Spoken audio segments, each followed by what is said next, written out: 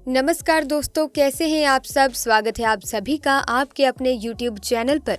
दोस्तों, दुनिया भर में रहने वाले मुस्लिम धर्म के नागरिकों के लिए मक्का मदीना एक पवित्र, ऐतिहासिक एवं सम्मानीय स्थान है। मक्का मदीना का इतिहास भी उतना ही खास है जितना ये धार्मिक स्थल है। मक्का मदीना सऊदी अरब में स्थित है। इस्लाम के पहले प्रवर्तक पैगंबर मोहम्मद का जन्म यहीं पर हुआ था। इसके अतिरिक्त ये स्थान व्यापार का भी प्रमुख केंद्र रहा है। विश्व के सभी मुसलमान अपने जीवन में कम से कम एक बार मक्का मदीना की यात्रा जरूर करना चाहते हैं। मक्का मदीना की धार्मिक यात्रा पर जाने को हज कहते हैं। इस्लाम धर्म के 5 मुख्य स्तंभ है दोस्तों। इनमें से हज करना भी एक महत्वपूर्ण स्तंभ है। यही कारण है कि हर साल यहाँ पर 40 लाख से ज्यादा हज यात्री धू अल हिजाब के समय आते हैं। इस्लाम में वर्णन है कि इस मक्का मदीना की स्थापना नबी इस्माइल के वंश ने की थी। ये शहर इस्लाम का सबसे पवित्र शहर है। इसकी प्रमुख वजह यह है कि महान पैगंबर मोहम्मद का जन्म भी वर्ष 570 में यहीं पर हुआ था। ऐतिहासिक प्रमाणों के अनुसार इस्लाम के उदय होने के पहले इस स्थान को यसरीब नाम से जानते थे। पैगंबर ने ही इस शहर का नाम मक्का रखा था। मक्का में ही इस्लाम का पवित्र पत्थर काबा मौजूद है। ईश्वर के संदेश वाहक के रूप में हजरत पुत्र पैगंबर इब्राहिम एवं पैगंबर इस्माइल ने मक्का शहर का दौरा करने में ही अपना ज्यादातर समय बिताया था। दोस्तों, मुस्लिमों के लिए मक्का मदीना जन्नत का दरवाजा माना जाता है। हर मुस्लिम अपने जीवन में कम से कम एक बार तो वहां जाने की ख्वाहिश जरूर रखता है। कहा जाता है कि वहां पर कुछ हिंदू रीति रिवाजों की पालना भी की जाती है और कुछ लोग कहते हैं कि यहाँ पर हिंदुओं के भगवान शिव को कैद किया गया है। तो आइए जानते हैं मुस्लिमों के इस धार्मिक स्थान के बारे में जिसे कहा जाता है मक्का मदीना। दोस्तों, मक्का मदीना की स्थापना आज से लगभग 1400 वर्ष पहले मोहम्मद पैगंबर साहब द्वारा की गई थी। ये बाहर से चौकोर इमारत दिखाई देती है जिसके ऊपर एक काले रंग का कपड़ा चढ़ा हुआ है। इसके चारों तरफ मस्जिद बनी हुई है। कहा जाता है कि यहाँ पर आने वाले मुस्लिम अल्लाह की इबादत करते हैं और अपनी गुनाहों के लिए माफी मांगते हैं। आइए बात करते हैं इस धारणा के बारे में जो कि महान और प्रसिद्ध धार्मिक विशेषज्ञों ने दी है। दोस्तों, संपूर्ण विश्व और क्या भारत के लोग इस कटु सत्य को स्वीकार नहीं कर सकते कि इस्लाम ने हिंदुओं की आस्था माने जाने वाले असंख्य मंदिर तोड़े हैं और उसके स्थान पर उसी मंदिर के अवशेषों द्वारा मस्जिदों का निर्माण कराया गया है। दोस्तों, आपको ये जानकर हैरानी होगी कि इस्लामिक विश्व बंधक गतिविधियां इतनी प्रचंडता से की जाती थी कि तक्षशिला विश्वविद्यालय और सोमनाथ मंदिर विश्वस्त किए गए। कुछ लोगों के अनुसार इस्लाम इस आधार पर रखी गई थी कि दूसरों के धर्म को नाबाद करो और पवित्र स्थलों को खंडित कर वहां मस्जिद और मकबरे का निर्माण किया जाए। इस काम में बाधा डालने वाले लोग, भले ही वो लोग मुस्लिम हो या हिंदू, उन्हें मौत के घाट उतार दिया जाता था। भले ही वो मुस्लिमों को परेशान ना करते थे तो भी उनकी मौत निश्चित ही होती थी क्योंकि वो इस काम में बाधा डालते थे। मोहम्मद साहब और मुस्लिमों के हमले से मक्का मदीना के आसपास का पूरा इतिहास बदल दिया था और ये इस्लामिक तलवार पर बना हुआ धर्म है और रहेगा और इसका अंत भी उसी से ही होगा। और उन्होंने सिद्ध कर दिया है कि मकेश्वर शिवलिंग ही हज अवस्थ है। मुसलमानों के सबसे बड़े तीर्थ मक्का मकेश्वर महादेव का मंदिर था। वो काले पत्थर का विशाल शिवलिंग था और वो खंडित अवस्था में अभी भी वहाँ पर मौजूद है। दोस्तों, हज के समय संगे अश्वेत संग अधार्त पत्थर और अश्वेत अधार्त काला मुसलमान उसे पूजते हैं और चूमते हैं। द्वारका श्रद्धा स्वामी स्वरूपानंद सरस्वती का मानना है कि मक्का में मकेश्वर महादेव का मंदिर है। मोहम्मद साहब बिन सेव थे, इसीलिए मकेश्वर महादेव को मानते थे। एक बार वहाँ लोगों ने बुद्ध की प्रतिमा लगा दी। वो उसके बहुत ही विरोधी थे। माना जाता है कि भारतीय मूल के लोग बहुत बड़ी संख्या में यमन में आबाद थे, जिसके सबूत के तौर पर आज भी शाम और हिंद नामक किले मौजूद हैं। विद्वानों के अनुसार सऊदी अरब में मक्का में जो काबा है वहाँ कभी प्राचीन में मुक्तेश्वर नामक एक शिवलिंग था जिसे बाद में मकेश्वर कहा जाने लगा।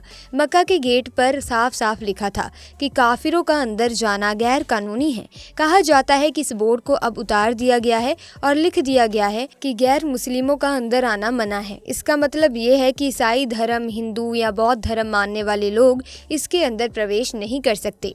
मुसलमानों के पैगंबर मोहम्मद एक ऐसे वैधानिक गिरोह का नेतृत्व करते थे जो धर्म और वासना के पुजारी थे। मोहम्मद ने मदीना से मगध शांति प्रिय मूर्ति पुचकों पर हमला किया और जबरदस्त नरसंहार किया। मक्का का मदीना से अपना अलग अस्तित्व था, लेकिन मोहम्मद साहब के हमले के बाद मक्का मदीना को एक साथ जोड़कर देखा जाने लगा। जबकि मक्का के लोग जो कि शिव के उपासक माने जाते थे, मोहम्मद की टोली टोली ने मक्का में स्थापित हुई 360 में से 359 मूर्तियों को नष्ट कर दिया और सिर्फ काला पत्थर को सुरक्षित रखा, जिसे आज भी मुसलमानों द्वारा पूजा जाता है। उसके अलावा औल उजा, आलवा और मन्नत नाम के 3 देवियों को नष्ट करने का आदेश भी मोहम्मद ने ही दिया था। दोस्तों, उस काला पत्थर पर आज भी मुसलमान श्रद्धालु अपना शीश झुकाते हैं। जब किसी हिंदू पूजा के दौरान हिंदू बिना सिला हुआ वस्त्र या धोती पहनते हैं, उसी तरह इस दौरान मुस्लिम भी बिना सिला हुआ कपड़ा पहनते हैं और इस काले पत्थर पर शीश झुकाते हैं। जिस प्रकार हिंदुओं की मान्यता होती है कि गंगा का पानी शुद्ध होता है, ठीक उसी प्रकार मुस्लिम जमजम के पानी को पाक मानते हैं, पवित्र मानते हैं। जिस तरह हिंदू लोग गंगा स्नान करने के बाद इस पानी को भरकर घर ले आते हैं, ठीक उसी प्रकार मुस्लिम भी जमजम के पानी में स्नान कर इस पानी को अपने घर ले जाते हैं। दोस्तों, ये भी एक समानता है कि गंगा को मुस्लिम लोग पाक मानते हैं और इसकी आराधना किसी न किसी रूप में जरूर करते हैं। प्रसिद्ध इतिहासकार पीएन ओक ने अपनी पुस्तक वैदिक विश्व राष्ट्र इतिहास में समझाया है कि मक्का उस इलाके के इस्लाम के आने से पहले मूर्ति की पूजा होती थी। हिंदू देवी देवताओं के मंदिर से गहन खोज करने के बाद उन्होंने ये भी दावा किया कि काबा में भगवान शिव ज्योतिर्लिंग है। मोहम्मद पैगंबर ने मूर्ति तोड़ी थी। हज करने वाले काबा पूर्वी कोने पर जड़े हुए काले पत्थर को पवित्र मानते हैं, जो कि हिंदुओं का पवित्र शिवलिंग है। दोस्तों, वास्तव में इस्लाम में पहले मिडिल ईस्ट में बेगम जनजाति रहती थी और वो हिंदी रीति रिवाजों को मानती थी। एक प्रसिद्ध मान्यता के अनुसार कि काबा में एक पवित्र गंगा है, जिसका निर्माण महापंडित रावण ने किया था। दोस्तों, आपको याद होगा कि रावण शिव भक्त था। वो शिव के साथ गंगा और चंद्रमा की पूजा करता था और ये जानता था कि कभी भी शिव को गंगा से अलग नहीं किया जा सकता। मतलब जहाँ भी शिव होंगे वहाँ आसाधना गंगा निश्चित ही मौजूद होंगी। ठीक उसी प्रकार काबा के पास भी पवित्र झरना पाया जाता है, जिसका पानी आज भी पवित्र माना जाता है। इस्लामिक काल से पहले भी ये पवित्र झरना पवित्र ही माना जाता था। दोस्तों, रावण की तपस्या से प्रसन्न होकर भगवान शिव ने रावण को एक शिवलिंग प्रदान किया, जिसे लंका में स्थापित करने को कहा। बाद में जब रावण आकाश से श्रीलंका की तरफ बढ़ रहा था, परंतु रास्ते में कुछ ऐसे हालात बने कि रावण को वो शिवलिंग धरती पर रखना पड़ा।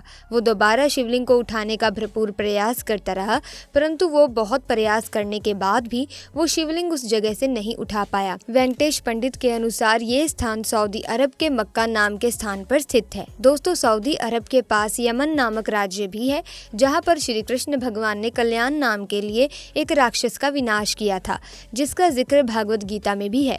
और ये वही जगह है जहाँ पर आज इस्लामिक धार्मिक स्थल है, जिसका नाम है मक्का मदीना। दोस्तों, ये कहानियाँ, ये कथाएं, ये दंत कथाएं पौराणिक हैं। इन बातों में कितनी सच्चाई है या कितना झूठ है, ये तो हम नहीं जानते, परंतु हम ये जरूर जानते हैं कि हर धर्म से पहले इंसानियत आती है और इंसानियत वही होती है जो हर धर्म, हर जाति और हर मनुष्य को एक समान समझे। दोस्तों, धर्म चाहे कोई भी हो, वो सिर्फ सिखाता है तो हमें सिर्फ एक ही बात, वो होती है इंसानियत। तो दोस्तों, आज के लिए बस इतना ही। जल्दी मुलाकात होगी एक नई वीडियो में नई जानकारी के साथ। अगर आपको ये वीडियो अच्छी लगी तो वीडियो को लाइक करें, शेयर करें और चैनल को सब्सक्राइब करके बेल आइकन को प्रेस करें, ताकि आने वाली वीडियोस की अपडेट आपको मिलती रहे। Thanks for watching.